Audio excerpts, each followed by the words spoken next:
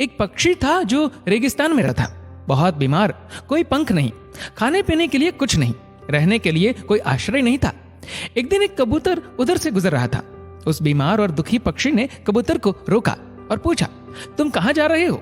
उसने उत्तर दिया, मैं स्वर्ग जा रहा हूं। बीमार पक्षी ने कहा, कृपया मेरे लिए पता करें, मेरी पीड़ा कब तक समाप्त हो जाएगी? कबूतर ने कहा, निश्चित ही मैं पता करूंगा। कबूतर ने इतना कहकर बीमार पक्षी से विदा ली। कबूतर स्वर्ग पहुंचा और प्रवेश द्वार पर देवदूत को बीमार पक्षी का संदेश दिया। देवदूत ने कहा, पक्षी के जीवन में अगले 7 वर्ष तक इसी तरह कष्ट लिखा हुआ है।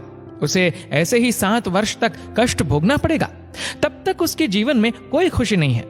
कबूतर ने कहा, जब बीमार पक्षी ये सुनेगा तो वह निराश हो जाएगा। क्या आप इसके लिए कोई उपाय बता सकते हैं? देवदूत ने उत्तर दिया, उससे कहो कि इस वाक्य को हमेशा बोलता रहे, इन सब के लिए भगवान तेरा शुक्र है।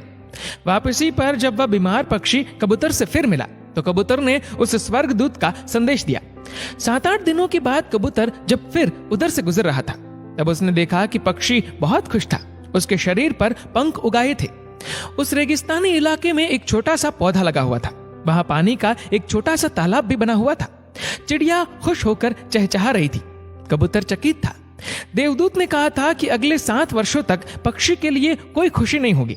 इस सवाल को ध्यान में रखते हुए कबूतर स्वर्ग के द्वार पर देवदूत से मिलने पहुंच गया। कबूतर ने देवदूत से अपने मन में उठते हुए सवालों का समाधान पूछा तो देवदूत ने उत्तर दिया, हाँ, ये सच है कि पक्षी की जिंदगी में 7 साल तक कोई खुशी नहीं लिखी थी, लेकिन क्योंकि पक्षी हर स्थिति में इन सब के लिए भगवान तेरा शुक्र है बोल रहा था और भगवान का शुक्र कर रहा था, इस कारण उसका जीवन बदल गया। जब पक्षी गर्म रेत पर गिर गया तो उसने कहा, इन सब के लिए भगवान तेरा शुक्र है। जब यह उड़ नहीं सकता था तो उसने कहा, इन सब के लिए भगवान तेरा शुक्र है। जब उसे प्यास लगी और आसपास पानी नहीं था तो उसने कहा, इन सब के लिए भगवान तेरा शुक्र है। जो भी स्थिति हो, पक्षी दोहराता रहा, इन सब के लिए भगवान तेरा शुक्र है। और इसलिए 7 साल 7 दिनों में समाप्त हो गए। जब मैंने ये कहानी सुनी तो मैंने अपने जीवन को महसूस करने, सोचने, स्वीकार करने और देखने के तरीके में एक जबरदस्त बदलाव महसूस किया। मैंने अपने जीवन में इसको अपना लिया। इन सब के लिए भगवान तेरा शुक्र है। इसने मुझे, मेरे विचारों को, मेरे जीवन में बदलाव लाने में मेरी मदद की। उदाहरण के लिए, अगर मेरा सिर दर्द करता है तो मुझे लगता है कि मेरा बाकी शरीर पूरी तरह से ठीक और स्वस्थ है और मैं कहता हूँ, इन सब के लिए भगवान तेरा शुक्र है।